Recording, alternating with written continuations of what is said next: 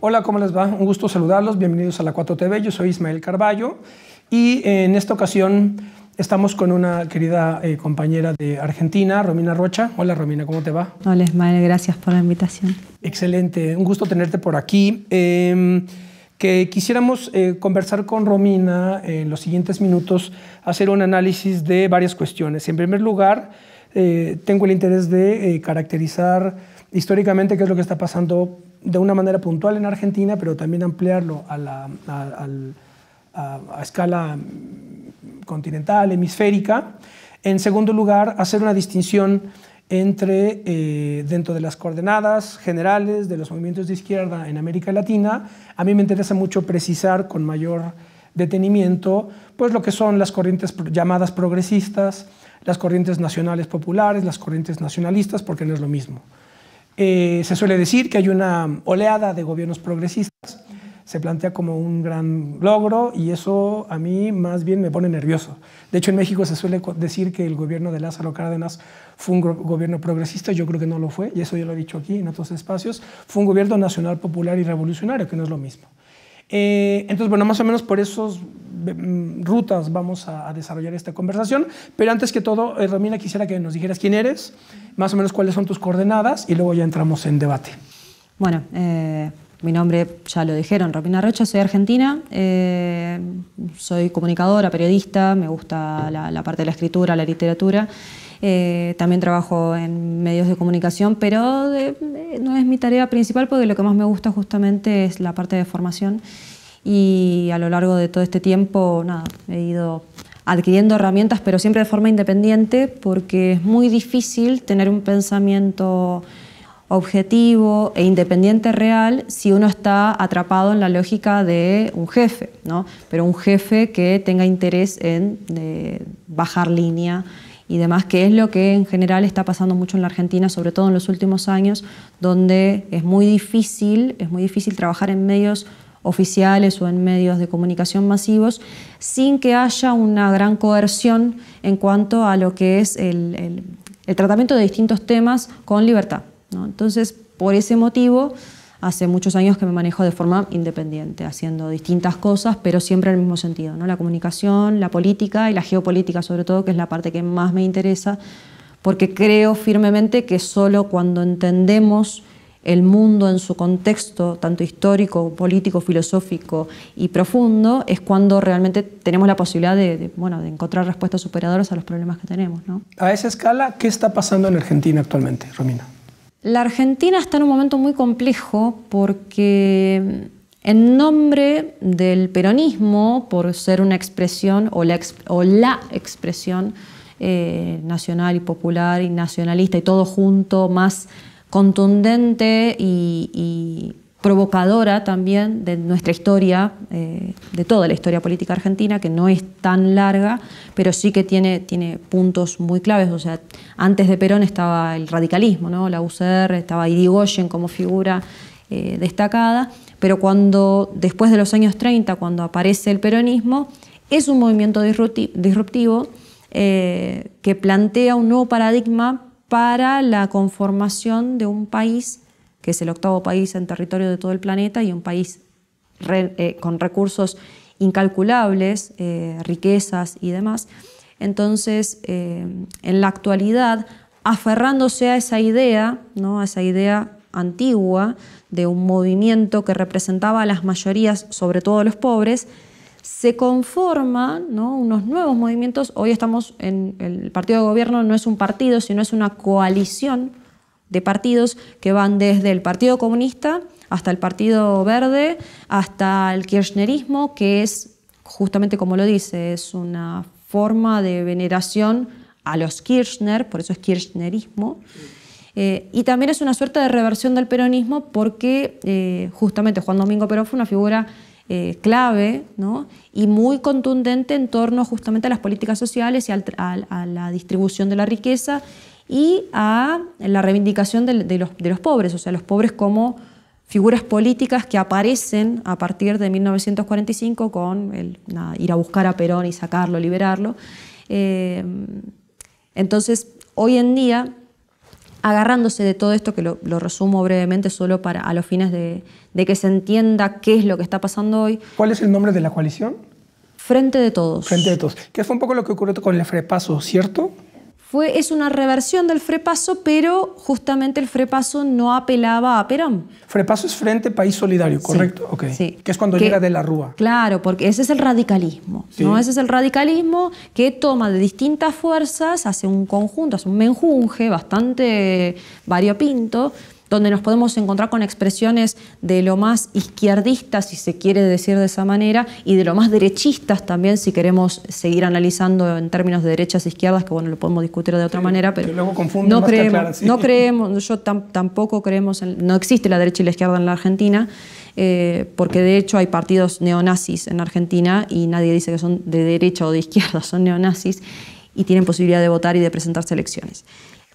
Pero sacando esto, el Frente de Todos, que además aplica la política de género, porque el todos, claro, el todos es el actual, pero el todos también se escribe con una arroba, con una X, con un sol, es como que la O es medio confusa, pero es el Frente de Todos. Este Frente de Todos tiene todo un espectro, incluso de partes de lo que era el macrismo, o sea, hay gente de todos lados en un frente, en una coalición que se encomienda detrás de la figura de Cristina Fernández de Kirchner. Sí. Que es la que finalmente funciona como articuladora entre todas estas fuerzas aparentemente opuestas para ganar o el discurso era para sacar a la derecha del gobierno, que era el gobierno de Macri, que también era una coalición a su vez, pero una coalición entre la Unión Cívica Radical y el PRO, ¿no? Que es un nuevo partido conformado gracias a dichos de Cristina también, que dijo, si quieren gobernar, hagan un partido y ganen elecciones. Bueno, es lo que hicieron. Es lo que hicieron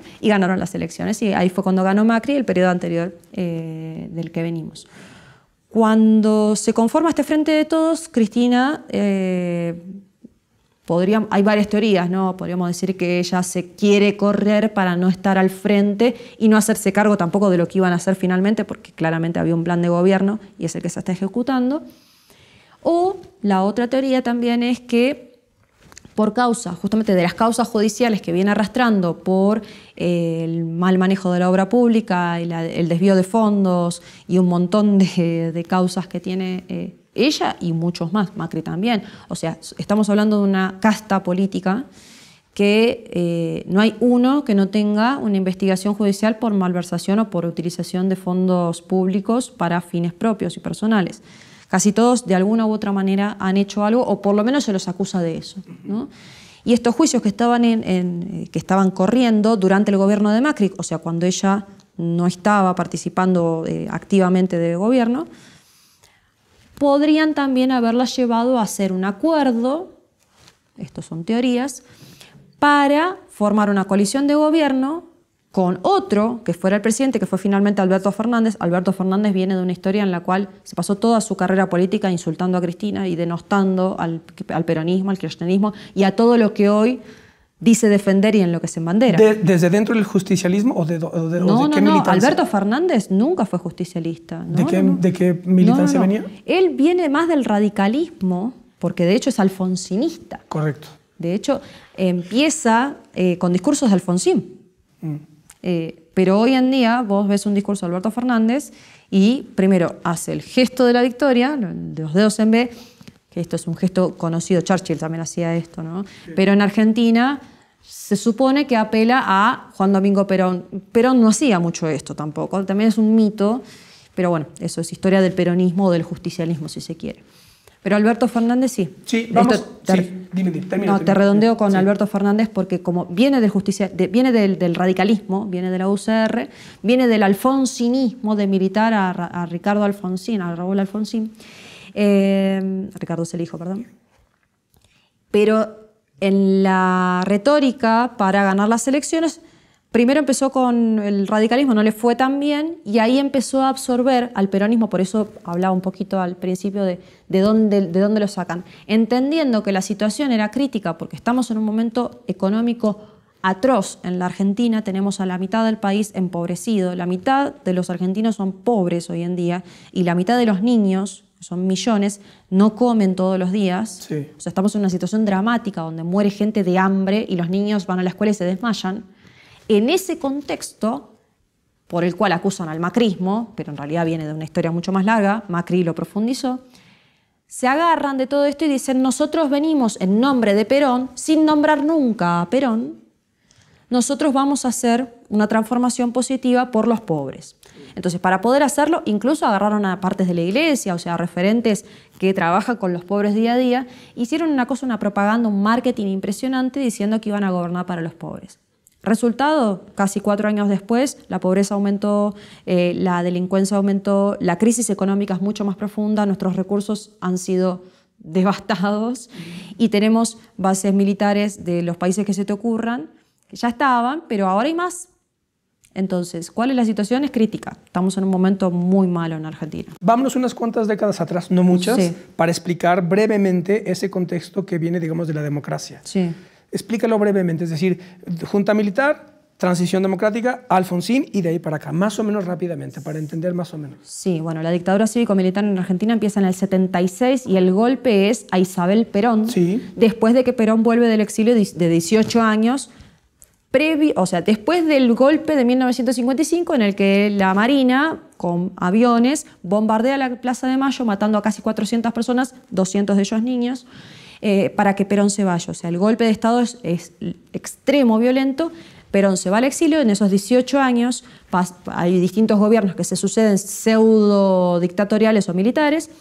Vuelve Perón en el 73. En el 75, entre el 75 y 76, se da toda la enfermedad y la muerte de Perón. Y cuando queda Isabel al frente del gobierno, le hacen un golpe de Estado a Isabel.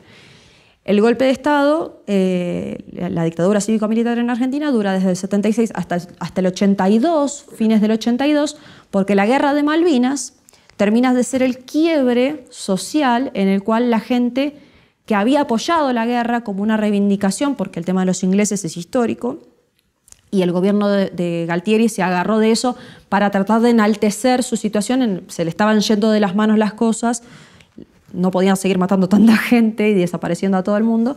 Entonces usan la guerra de Malvinas como pretexto para, de alguna manera, reparar y continuar con el gobierno, pero cuando la guerra de Malvinas se pierde, entre comillas, que en realidad lo que pasa es que Galtieri firma la rendición ante los ingleses, por orden de Margaret Thatcher, estábamos ganando la guerra y bueno, nos hicieron perderla.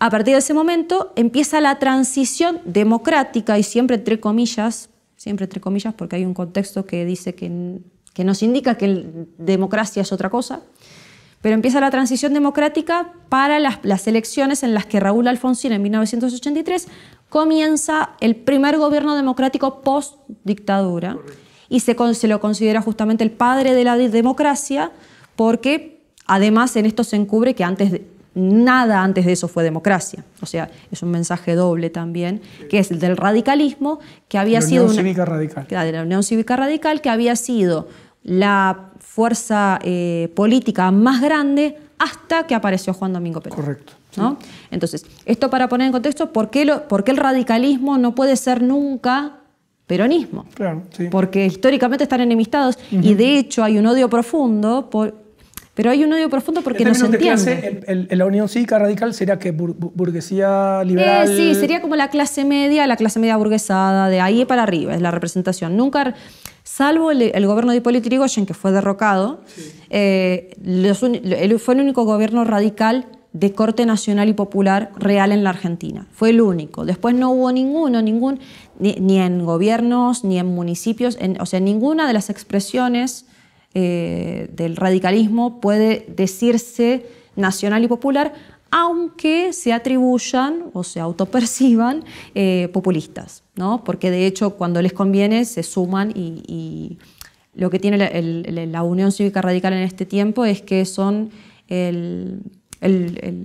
como el acoplado del tren que vaya más rápido. Ellos se acoplan a la fuerza, ¿no? En la que ellos puedan tener cargos, puedan tener injerencia, puedan participar de gobiernos sin prácticamente hacer nada, porque la realidad es que el radicalismo no, en términos prácticos y en términos objetivos no hace mucho por la Argentina, hace muchos años, más que denunciar o decir lo que está mal de los demás. Correcto. Después de Alfonsín viene... Después de Alfonsín viene el menemato, el menemismo. El menemismo, que es digamos, el neoliberalismo. Exactamente, ¿verdad? Consenso de Washington, Exacto. o sea, termina en el 89, entre el 89 y el 90. Que sabe lo que ocurre aquí con Salinas de Gortari, más o menos. Para Claro, son situaciones análogas por el mismo contexto. Exactamente, cae la Unión Soviética, exactamente, se golpean los nacionalismos, sí. Se instaura el neoliberalismo. Sí. ¿Qué viene? Después viene Menem durante 10 años, viene Menem. Vende el país. Privatiza. En realidad el proceso de venta ya había empezado con la dictadura cívico-militar. La junta militar empieza vendiendo, privatizando, que es lo mismo, privatizando las empresas críticas del Estado que nos habían permitido un desarrollo industrial tal que hasta el fin de la dictadura no había desempleo en la Argentina. Como YPF y otras, ¿no? Aerolíneas Argentinas. Aerolíneas fue con Menem. Correcto. No. La venden, sí. Claro, la vende Menem. Pero no, él empieza con los ferrocarriles, con los astilleros, que eran los que nos permitían hacer barcos, buques de guerra, defendernos. Y la industria pesada. Lo primero que destruye la dictadura cívico-militar es la industria pesada en la Argentina. La industria del acero. Hasta ese momento teníamos una acería muy grande en el norte del país, porque tenemos mucho acero, y esa empresa se vende, se privatiza, ahora es Somisa. Se me fue el nombre, pero es Roca. No, bueno, se me fue el nombre, después lo agregamos en comentarios, porque si no voy a tirar datos erróneos y no es la idea. Pero es un empresario muy grande que es el que maneja el acero en la Argentina en este momento, que el único acero que tenemos es privado y es de exportación. Primero empezaron por los recursos estratégicos, el acero, el acceso a los puertos. Teníamos un montón de políticas que habían sacado de los puertos, tenemos unos 20 puertos en todo el país. De esos 20 puertos se vendieron casi todos. Hoy en día tenemos un solo puerto, creo, no sé si ya lo habrán vendido, administrado por el Estado Nacional, el resto son privados. Los argentinos pagamos para comercializar, para sacar mercadería y que entre mercadería. Nosotros le pagamos a empresas privadas para comerciar en nuestro territorio. Esa es la situación. Eso empieza con la dictadura cívico-militar. Menem lo que hace es vender las empresas privadas estratégicas en cuanto a las empresas públicas a privados. La de Aerolíneas Argentinas es la más destacable porque además la aerolínea de bandera era uno de los, justamente de las construcciones o de los hitos históricos que se habían logrado a través de muchos años de construir, de tener elementos para poder arreglar los aviones, de poder hacer un montón de cosas, de las rutas aéreas también, porque cuando vos vendés y privatizás tu aerolínea de bandera, privatizás también las rutas aéreas, y eso permitió y habilitó la instalación de las bases militares, que hoy en día nuestros cielos estén custodiados por vaya a saber quién, porque no tenemos las rutas no las podemos administrar ni tampoco supervisar nosotros, no tenemos soberanía sobre eso, y eso lo profundiza, lo ejecuta Carlos Saúl Menem, mientras en la tele se veía que era esto de pizza con champán. Era el dicho más popular en la Argentina en ese momento, era pizza con champán, porque era la berretada, o sea, lo burdo, digamos, pero con glamour. Entonces vos lo veías al presidente de la nación jugando al básquet, manejando una Ferrari, con los Rolling Stones. Era un rockero. Sí. Carlos Menem fue un rockero. Al mismo tiempo, se generó durante varios años una suerte de estabilidad económica, porque ahí empieza el 1 a 1. Sí. Tenemos un dólar, un peso. Y entramos en una burbuja que explota finalmente en 2001, que es una burbuja financiera en la cual el cambio era insostenible, pero se sostenía justamente en base a desfinanciar y a explotar y a vaciar todas las cajas del Estado. Se vaciaron todas para poder sostener ese tipo de cambio durante casi 10 años. Sí. Durante ese tiempo, la clase media tuvo acceso a viajes. Digo berreta, la palabra berreta alude a algo que es barato, que es como vulgar, digamos, eso es berreta. Se pone de moda Miami, argentinos en Miami, bueno, toda esta cosa del espectáculo, ¿no?, que tapa lo que empezaba a pasar y el deterioro que empezaba a ocurrir cuando las consecuencias de todas esas privatizaciones empezaban a hacer carne. gente que se había quedado sin trabajo, desabastecimiento, también cadenas de suministro que se empezaban a cortar justamente porque los sindicatos habían empezado, los gremios habían empezado a absorber un montón de demandas y entonces, por ejemplo, en la Argentina la distribución de alimentos la lleva a cabo mayoritariamente los camiones, los camioneros. Bueno, los camioneros están agremiados y el sindicato no les permite que un camión gigante con acoplado, si lleva mercadería, cuando vuelve tiene que volver vacío. No puede aprovechar el viaje. Entonces, ¿eso qué hace? Encarece el precio final de la mercadería.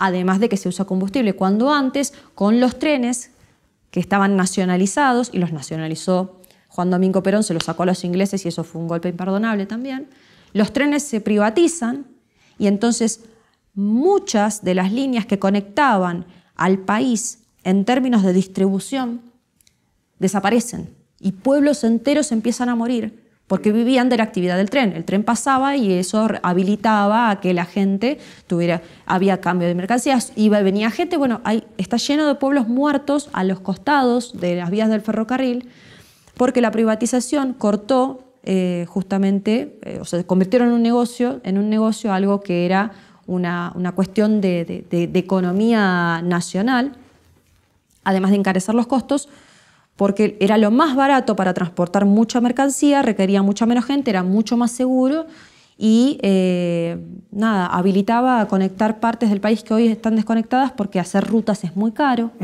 pero las cementeras son hoy las que también le pagan la campaña a los políticos, ¿no? Hay un montón de factores ahí que se dan, pero que tienen que ver con justamente la anulación de las posibilidades del Estado de cubrir las demandas esenciales para el buen funcionamiento de un territorio que es amplísimo, porque la Argentina es muy grande y está muy mal distribuida la población. Demográficamente estamos muy mal, somos menos de 50 millones en un territorio inmenso y más de la mitad de la población vive entre Buenos Aires, Córdoba, Entre Ríos, Santa Fe, es un foco ahí, y en las periferias de las grandes ciudades, que en general, justamente como no tienen infraestructura para cubrir las demandas de todos, hoy están saturadas. Correcto. Estamos en 2001, viene la crisis, nos falta para llegar hasta ahora.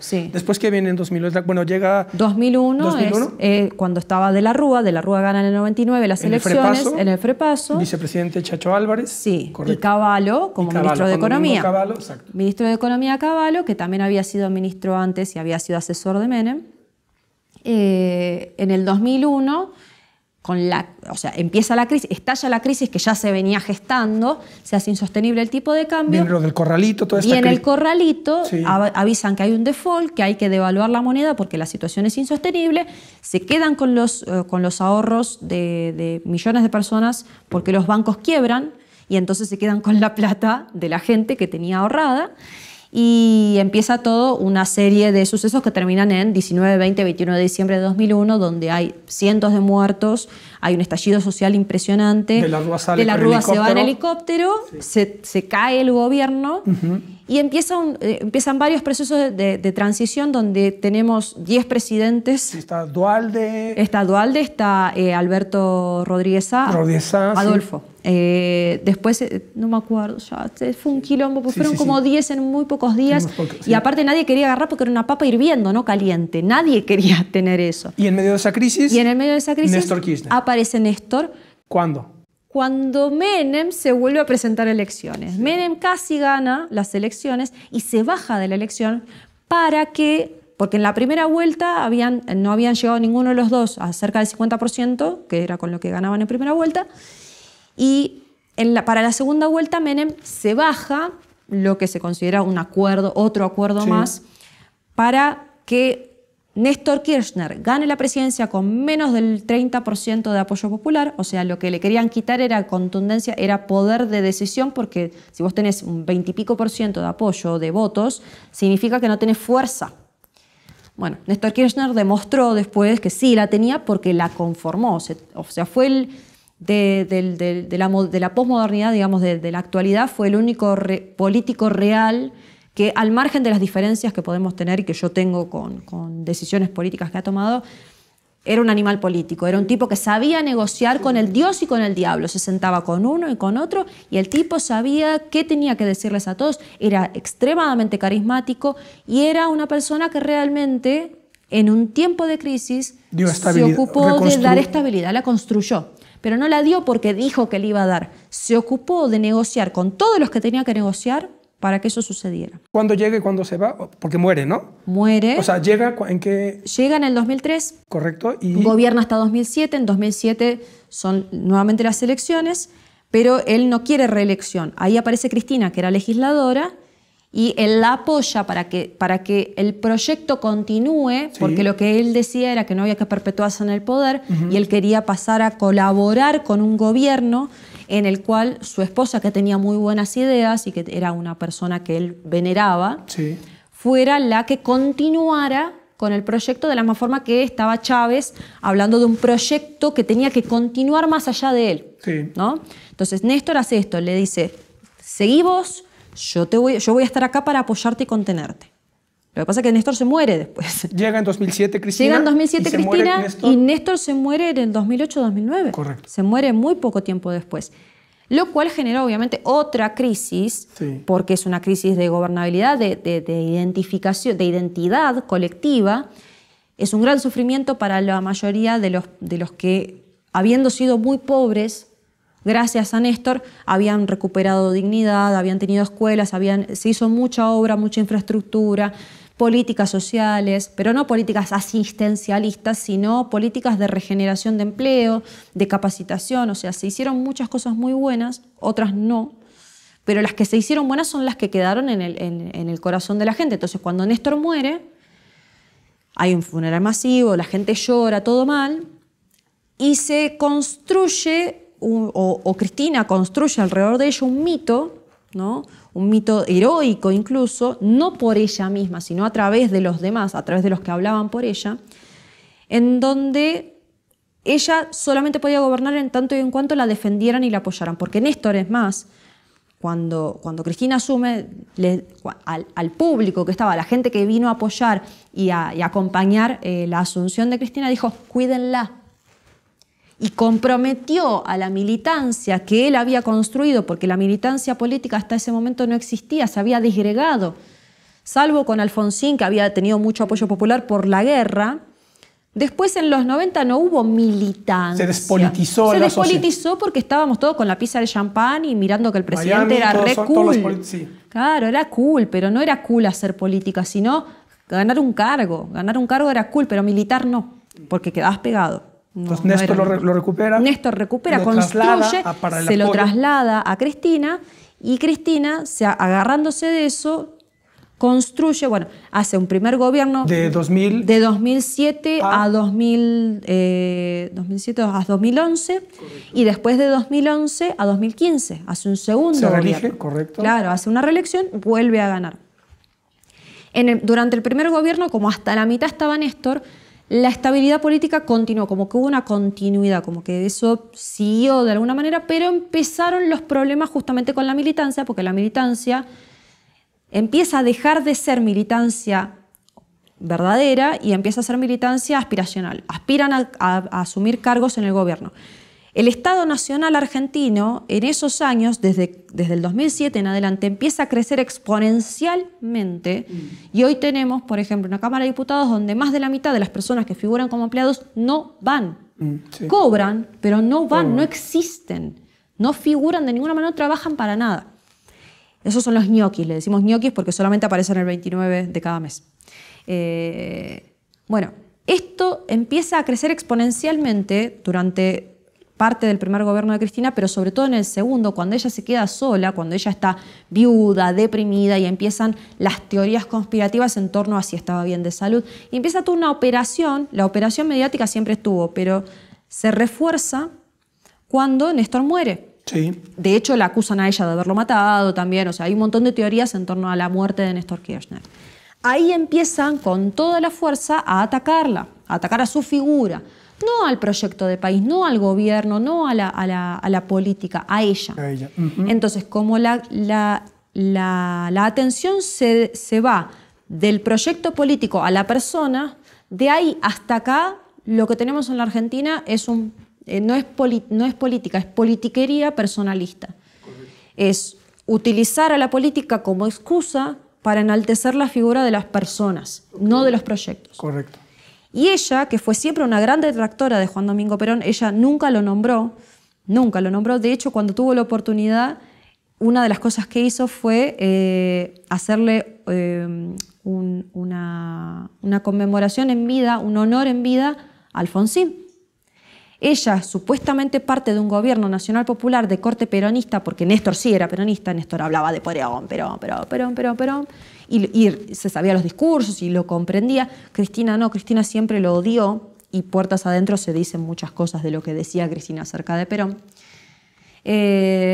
Cuando tiene la oportunidad de hacer honores en la Casa Rosada para reconocer a los grandes dirigentes políticos de la historia de la Argentina, lo llama Alfonsín. No Perón. No a Isabel Perón. Isabel Perón está viva en España, exiliada, sola. Y fue presidente. Es la única presidente de la historia de la Argentina que no tiene un busto en la Casa Rosada. La única. Todos lo tienen, menos ella. Después podemos preguntarnos por qué, podemos explicarlo en otro capítulo. Llega entonces en 2015. Sí. ¿Quién? Macri. Gobierna. Sí. Entra en crisis, Cristina ataca, sí. etc. Sí. Llega Macri, gobiernan sí. Hasta 2019. 2019. Son de 4 años los periodos en Argentina. Gobierno hasta 2019, durante los años de macrismo. Macri rompe con todo el bloque de bolivariano, con toda... ¿no? Todo. Se separa de todo lo que tenía Casi que se quería invadir Venezuela, propone invadir Venezuela, etc. Porque a partir de ese momento se nota que la intención de los políticos en la Argentina, de los políticos que gobiernan, no es construir, sino destruir lo que hace el otro. Sí. No están proponiendo... O sea, gran parte de la política del gobierno de Macri fue destruir cada una de las instancias en las cuales algo tenía que ver Cristina o Néstor. Si el kirchnerismo lo hizo, está mal, entonces lo destruyó. No importaba si eso era una política de Estado buena, si eso era una institución que servía, no importaba. Lo que importaba era que eso ya no esté. Entonces se dedicaron sistemáticamente a hacer esta ruptura, no solo simbólica, sino material, de los acontecimientos y de las cosas buenas que se habían podido construir durante casi 10 años, pero al mismo tiempo empiezan a hacer una construcción de militancia muy sutil y muy peligrosa, asesorados por una gran persona en su área, que es Jaime Durán Barba, que es un asesor político. No digo gran persona porque sea bueno en absoluto, Jaime Durán Barba no es una buena persona, pero es un gran asesor. Y de hecho hay una cosa muy crucial y clave, que es que decía, Cristina Fernández de Kirchner odiaba a Perón, no lo invita a Alfonsín, no hay un busto de Isabel. ¿Quién hace la estatua en escala monumental más hermosa y maravillosa de Juan Domingo Perón en la historia de la Argentina? Mauricio Macri. Macri viene del peronismo, el padre de Macri era peronista. El peronismo es muy extraño, es difícil de entenderlo. Pero en nombre de Perón... Sí, es que el PJ es como el PRI en México. Y ahí estaba todo, sí. Claro, en nombre de eso hacen sus cosas. Bueno, hay una estatua de Juan Domingo Perón hermosa, maravillosa, con él sonriente, divino, que la hizo Mauricio Macri, la inauguró él y se sacó la foto al lado de Perón, porque simbólicamente lo que quería era llamar a los peronistas enojados con Cristina, porque el kirchnerismo es la derrota del peronismo. Es el borramiento de la figura de Perón y de la historia. Sobre todo por Cristina, no tanto por Néstor. Sobre todo por Cristina, que es la que más tiempo gobierna. Sí. ¿No? Y es la que más insiste en que la militancia debía apoyarla a ella. Ustedes son mis soldados, o sea, ustedes responden a mí. No lo decía directamente, pero toda su prédica, todo lo que decía y todo lo que hacía tenía que ver con eso, con que ustedes responden a mí, ¿no? Cristina. Entonces ya se deja de defender políticamente un proyecto de patria y se empieza a defender personas. Entonces hoy la militancia en la Argentina defiende personas, no defiende proyectos. No es que están de acuerdo con Cristina porque Cristina está haciendo cosas buenas. Cristina en este momento está participando, siendo partícipe, siendo vicepresidente de la Nación, de la destrucción simbólica de todo lo bueno que incluso ella hizo. Porque de hecho, las pocas veces que sale a hablar críticamente de las políticas del gobierno que ella encabeza, lo hace criticando como si ella estuviera por fuera del gobierno. Habla de no, porque no debería estar pasando esto está mal. Pero ella es la vicepresidenta de la Nación, es la presidenta del Senado. Y sin embargo, no ha hecho hasta ahora nada, ni por frenar, ni por cambiar, ni por transformar para bien ninguna de las políticas que critica de su propio gobierno, que es el que ella conformó, porque ella lo eligió a Alberto Fernández, ella lo eligió, ella fue, se sentó con Alberto Fernández y dijo, sos vos. Y eso ocurre en el 20. Eso ocurre en el 2019. 2018, 2019 llega Alberto Fernández. Sí. ¿Qué es lo que está gobernando ahora? ¿Qué es donde estamos ahora? En el medio pasa la pandemia. Sí. O sea, fines de 2019 asume, principios de 2020 empieza la pandemia. Entonces, durante toda la pandemia se la pasó diciendo, yo voy a ser recordada como el presidente de la pandemia. Hubo un montón de escándalos, vacunas que se robaron, escándalos de vacunatorios VIP, donde se vacunaban entre todos los ministros mientras la gente estaba esperando vacunas que les decían que no iban. Hubo un montón de escándalos en torno al manejo de la pandemia en Argentina. Y en todos era Alberto el que salía. Cristina no dijo nada. Cristina se mantuvo al margen durante toda la pandemia, como yo apoyo, sí, todo bien, y solamente figuraba para la foto, ¿no? Y para como, bueno, sí, yo estoy acá. Pero en términos concretos, el que se puso al frente del gran derrotero fue Alberto.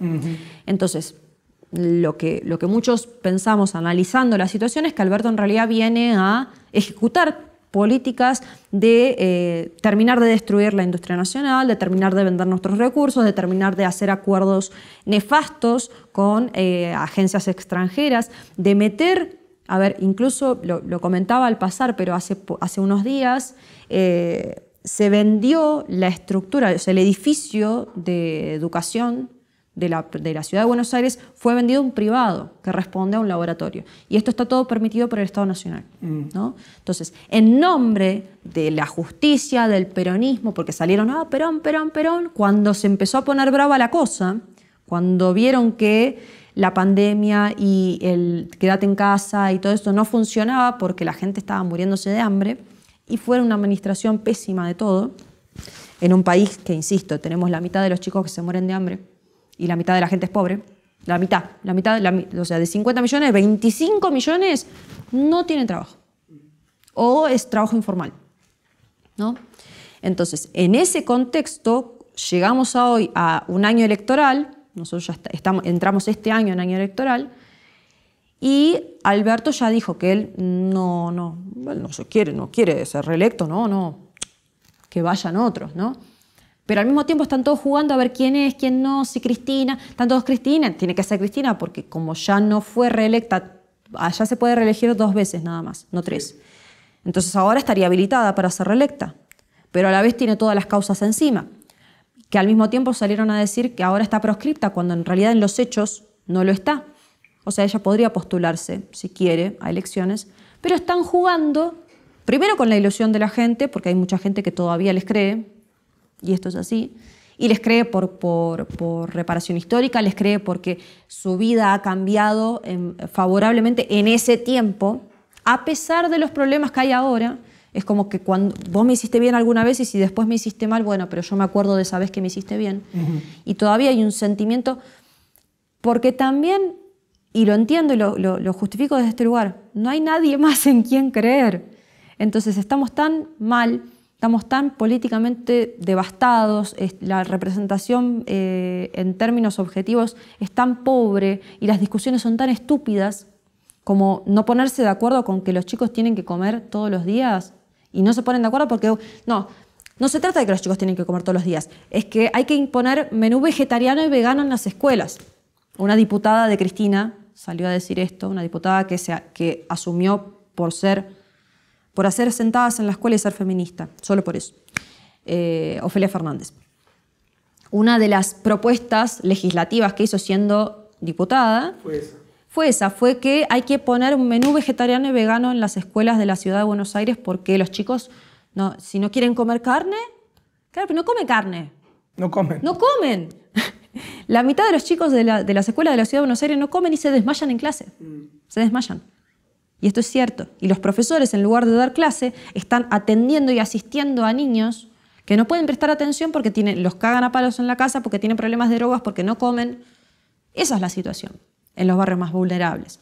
Entonces, cuando saltan con estas cosas, ¿para qué es? Para que después estén durante una semana diciendo qué indignante lo que dijo Ofelia Fernández. ¿Cómo va a decir eso? Porque nos indigna, es indignante, ¿no?, que en esta situación. Bueno, lo hacen a propósito, porque lo que logran es que la discusión gire en torno a las estupideces que proponen y no a solucionar los problemas de fondo. Entonces no hay soluciones de fondo, están todo el día discutiendo como gatos y perros y al final del día todos se van tranquilos a cobrar su sueldo, pero nadie hace nada por reparar los problemas que siguen en aumento en la Argentina. La situación en los últimos 4 años solo ha empeorado. En ningún lugar, no hay punto en el que vos te pares a observar la situación de la Argentina en donde digas, bueno, acá la verdad que dimos un paso al frente, porque cuando incluso las cosas que en apariencia parecen que han mejorado, cuando escarbas un poquito te das cuenta que los que lo están financiando son laboratorios, que los que lo financian son grandes empresarios, corporaciones, que ni siquiera es el Estado el que está ahí y que por lo tanto esas políticas responden a intereses que no tienen que ver con nosotros. Pues es un panorama amplísimo, es lo que yo quería que hiciéramos contigo, Romina, que nos explicaras, porque es decir, si se utiliza este criterio izquierda-derecha, progresismo, no sirve absolutamente, o extrema derecha no sirve absolutamente para nada, tienes que meter por lo menos varias décadas para comprender lo que ocurre. Para terminar, quiero que nos expliques un poco este libro que nos trajiste, Juan Domingo Perón, La Hora de los Pueblos, aquí lo pongo a cámara. Cuéntanos un poco de esto, para ver si por aquí puede haber luz al final del túnel, ¿verdad?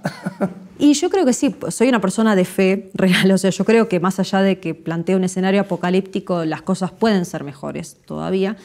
Esto es básicamente un manual que resume, Juan Domingo Perón lo escribe en el exilio, o sea, después de 2 gobiernos y un golpe militar, después de que su mujer muere y de que le roban el cuerpo de Eva Perón, o sea, después de que le pasan muchas cosas terribles y que en el exilio lo quieren matar, o sea, en el contexto de una persona que empieza a reflexionar sobre sus propias acciones y errores, escribe este libro que es La Hora de los Pueblos, en donde explica el programa de gobierno que planteó, por qué era importante tener un sistema de defensa, por qué era importante recuperar los ferrocarriles, por qué era importante tener una noción de patria, de integración. Destaca la importancia de cada una de las políticas de Estado que llevó a cabo durante los 2 primeros gobiernos y a su vez hace una revisión sobre los errores que cometió a la hora de ejecutar estas ideas que eran brillantes, pero que en la práctica no lo fueron tanto porque finalmente fueron destruidas. Lo que es efectivo dura para siempre y no se puede destruir, por más que quieras. Hubo cosas que todavía están vivas, todavía hay organismos que siguen funcionando a pesar de todo esto que conté, todavía hay cosas que hizo Perón hace casi 100 años y que siguen vigentes. Y entonces esto es una suerte de manual donde uno puede repasar de manera objetiva, porque aparte explica, da datos, explica el contexto latinoamericano también, explica qué estaba pasando en cada lugar y qué aprendió también de cada experiencia de otros países, ¿no? Y entonces, cuando habla de la hora de los pueblos, lo que habla es de que cuando él plantea, el peronismo es sobre él, pero la política, o sea, el partido es el justicialismo. Esa es la corriente política que representa Juan Domingo Perón, es el justicialismo, porque habla de justicia. Y cuando plantea el justicialismo dice que el justicialismo es una tercera posición en el mundo, porque plantea la superación del capitalismo y del comunismo. Acordémonos que él está antes de que caiga el muro. Y lo que dice es que la tercera posición no es un punto medio entre los dos, no es que están acá y en el medio está el justicialismo. Acá están los 2 frentes dominantes del mundo y el justicialismo se para por encima, como una superación, como una suerte de sinergia en donde tomando lo mejor de cada uno se crea un nuevo concepto político que apunta al universalismo, porque él plantea ahí que hay 3 etapas. Primero el justicialismo, después la unión de la patria grande y después el universalismo. Pero no porque quiera que seamos todos iguales, sino porque entiende que si cada uno de los países hace lo mejor para sí, va a tener lo mejor para brindarle al otro y entonces, colaborando los unos con los otros en su mejor estado o en estado de virtud, vamos a conformar un mundo que funcione con una mecánica fluida y en donde las disputas no sean necesarias porque cada uno va a estar satisfecho por sí mismo y cuando busque por afuera va a ser para estar mejor aún. Ese es el justicialismo, eso es lo que trata de explicar Juan Domingo Perón en este libro, Por eso lo traje, porque no es que para que se hagan peronistas, sino porque es una herramienta política que es extrapolable a cualquier experiencia política en el mundo. Cualquiera puede tomar de eso lo que le sirva y desde ahí construir una propuesta superadora a cualquier problema que tengamos hoy, porque al fin y al cabo son los mismos. Han cambiado de forma, pero los problemas de base son siempre los mismos y tienen que ver con hacer justicia, ¿no? Justicia en la medida y con las limitaciones que cada uno tiene. Si lo podemos poner en ese lugar, yo creo que es una muy buena herramienta. A mí por lo menos me sirvió mucho también la lectura, y la lectura de ese libro en particular, además de que me emociona a mí como argentina, porque conozco la historia, porque tengo mis referencias con eso. También políticamente tiene material muy rico y me parece que puede ser de utilidad. Correcto. El próximo año, ahora sí para ir concluyendo, el próximo año termina el sexenio del presidente López Obrador. Sí. Se da está ya abierta la disputa por la candidatura. Es prácticamente casi un hecho que Morena va a poder ganar la presidencia en 2024. Y hay al interior del partido una disputa sobre la dirección que debería de tomar el movimiento, el proceso, en función de distintas alternativas ideológicas. Está la corriente nacional popular, que es donde yo identifico al presidente. Está la corriente pues, más progresista, que es lo que comentábamos al principio. Está también por ahí una corriente indigenista. Tú, brevemente, ¿qué mensaje podrías dar hacia dónde debería de dirigirse esto según lo que tú ves y lo que detectas y de lo que pasó en Argentina? Yo lo que veo es que los únicos cambios reales que se han dado en el último siglo, incluso en toda Latinoamérica, en toda Hispanoamérica, y que han funcionado para los pueblos, son de corte nacional y popular, porque no se puede tener una noción de patria si no se tiene en cuenta la participación del pueblo también, pero siempre en torno a una historia compartida y a un fin común, ¿no? Entonces, el progresismo siempre apunta a ideas más de afuera, ¿no? A un ideal que está como por encima de las posibilidades y limitaciones que tiene el país en sí. Y además terminan expresiones, digamos, más confusas, si se quiere, en donde las interpretaciones empiezan a pasar por diferentes lugares y donde ya nada termina siendo como es y se da lugar a que aparezcan los monstruos, ¿no? Entonces, por lo menos desde mi punto de vista y en mi experiencia, lo mejor que nos puede pasar a todos en Latinoamérica, porque aparte lo que pasa en México también nos influye en Argentina, entonces yo de todo corazón deseo que por el camino que sea puedan construir una alternativa dentro del partido, que se pongan de acuerdo por una alternativa superadora a lo que han aprendido con López Obrador, que creo que es mucho, porque han tenido muchos cambios buenos, y que puedan mejorar aquellas cosas que tal vez por falta de tiempo o por falta de capacidad o por falta de visión más allá no se hayan podido lograr hasta ahora. Pero eso solamente por la pandemia mediante, o sea, hubo muchos factores que probablemente impidieron que haya cosas que se hayan terminado de manifestar en su esencia. Pero bueno, esto solamente es posible si se tiene una política que sea realmente amplia, abarcativa y donde se tenga en cuenta a todos por igual. Si hablamos de indigenismo, estamos hablando de que unos por encima de otros. Si hablamos de feminismo, hablamos de unos y ya estamos sectorizando. Ahora, si hablamos de pueblo, no podemos confundirnos. Entonces, bueno, espero que no se confundan y que puedan hacerlo mejor. ¿Dónde te podemos seguir? Romina Rocha, en cualquier lado, en Instagram, en Facebook y demás, soy Romina Rocha, a veces pongo un 07 porque es mi número, y nada, y por ahí en las redes. Excelente, gracias por haber estado aquí. Gracias a ustedes. Muy bien, pues nos vemos la próxima. Esto es La 4TV. Adiós.